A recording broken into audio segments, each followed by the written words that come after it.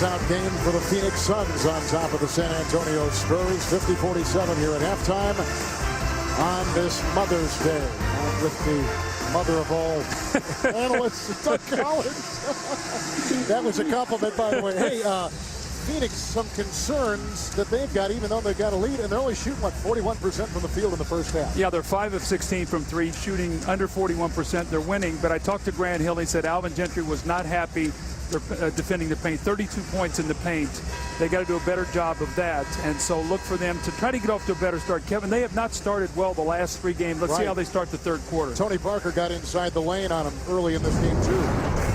Yeah, and for the Spurs, they were very, very happy with their effort. They just were not happy with their execution. And Tony Parker getting in the lane, you talked about that, 12 points, driving and the tough whirling shots in the lane that he is known for. But the thing that's killed the Spurs, they have 11 assists, 11 turnovers, 19 points off turnovers, and a big part of that was the Phoenix bench. They came in the game once again. They had 25 points off the bench. Amundsen, Dudley, Dragic.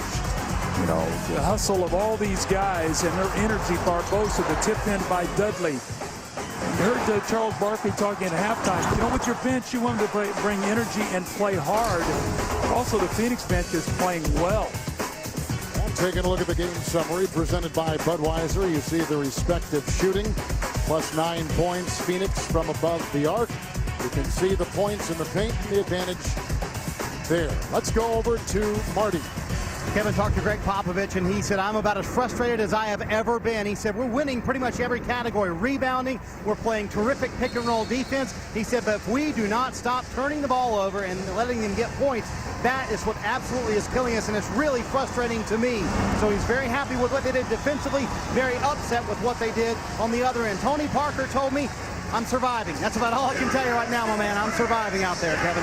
Well, we're going to see, Doug, if San Antonio really wants to play a game 5. Well, the game is there for the Phoenix Suns right now. And I talked to Grant Hill at halftime, and he said, we know this game is a very winnable game, but they're going to have to take it. Because I would not expect the Spurs to be as sloppy with the ball here in the second half. They know what's at stake, and they want to live to fight another day and get this to game 5. Jefferson, McDyess, Duncan, Parker, and Ginobili out on the floor for the San Antonio Spurs. This is McDyess, hounded by Stoudemire.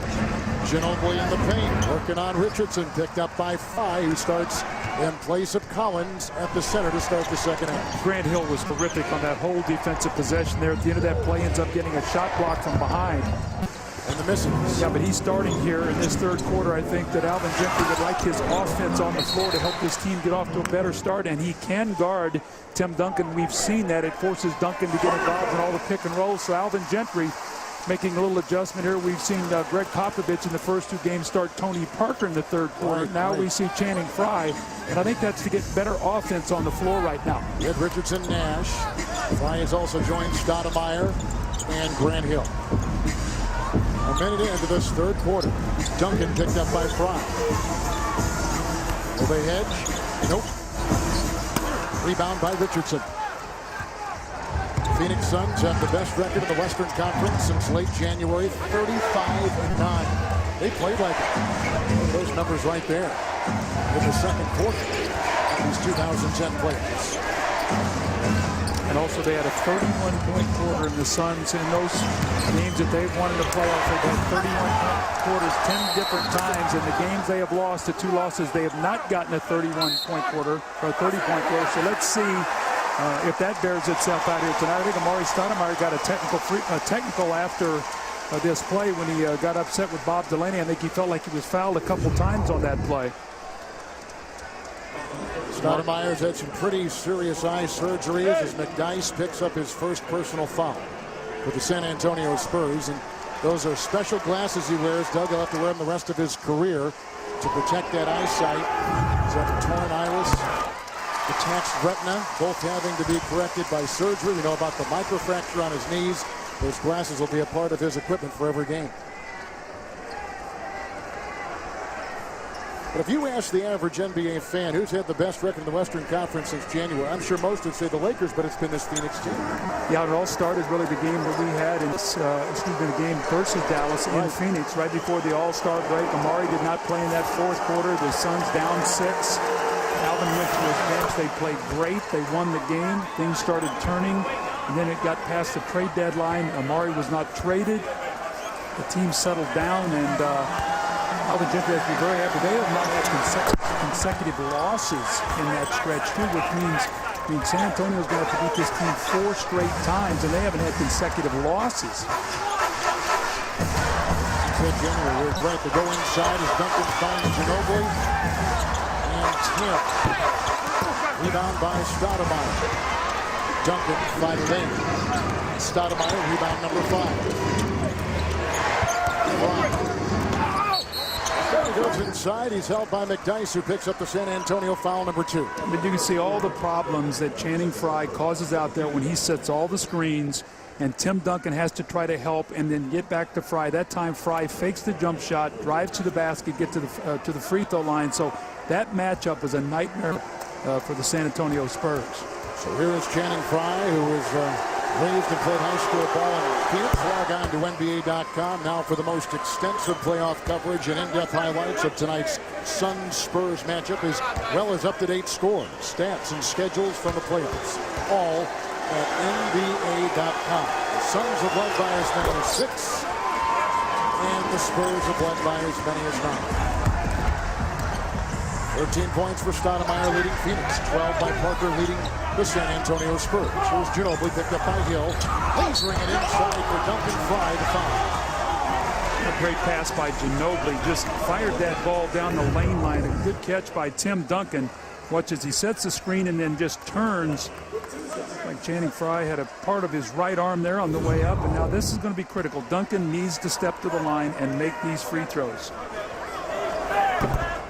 Staggers right there. A lot of people would say, Doug, how did the 7th seed Spurs beat the 2nd seed Dallas Mavericks 4-2? How did they maneuver through there, and why are they struggling so much with this Phoenix team, for those just kind of joining the series? Well, Steve Nash, as a point guard, is going to have that ball the entire time, play all kinds of pick and rolls. He can shoot, he can slice and dice shoot. Jason Kidd is going to move that ball ahead on the fast break, so they're a great transition team, but they're not a big pick and roll team, and that's the difference. It's a matchup game as Jason Richardson knocks down the jump shot, and as people watch games, they say, why does this team win and this team win? It's matchups. That's what it's all about. Coaches study, where can I go to have an advantage? There's a nice screen set by Frye. Creep right to Doug, what he was saying. There's a nice rebound right there. San Antonio has started this half 0 of 5. Here is Frye. Kenny Smith showed his pictures at halftime. He cannot miss easy layups. Duncan misses a free throw. He misses an easy layup. Amari comes back, knocks down the shot. So all of a sudden it's a 9-point lead. And the Suns starting to impose their will. Steve Nash looking at guys saying, calm down, take it easy, a lot of time to play. But you cannot miss easy shots. Amari Stoudemire going to work here, Kev. Suns on one of those patented 8-2 runs. Spurs are going to have to talk about it here as Amari Stoudemire starting to go to work. 15 points. The 2010 NBA playoffs on TNT brought to you by Vonage. Sounds good. And by Cisco. Welcome to the Human Network.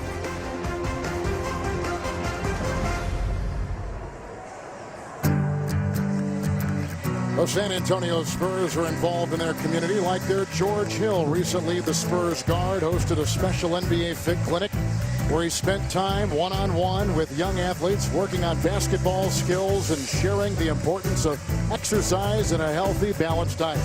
The clinic was all part of the Spurs Youth Basketball League, which impacts the lives of thousands of South Texas boys and girls.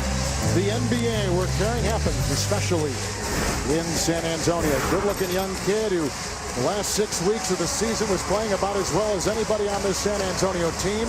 A brilliant first-round series against Dallas. He's been yanked as a starter, now coming off the bench. His best days will be ahead of him in this league. Popovich likes him a lot. Duncan going inside on Stoudemire, who defends it well, and it's down court for Grant Hill. Nice defense by Amari. Well, Amari did a nice job. He showed up high to help Grant Hill on Ginobili, then rotated back. He got a piece of that shot on Tim Duncan. Nice job that time by Stoudemire defensively. Frye with the screen. Nash is free to roam and ends up with Parker on him, and the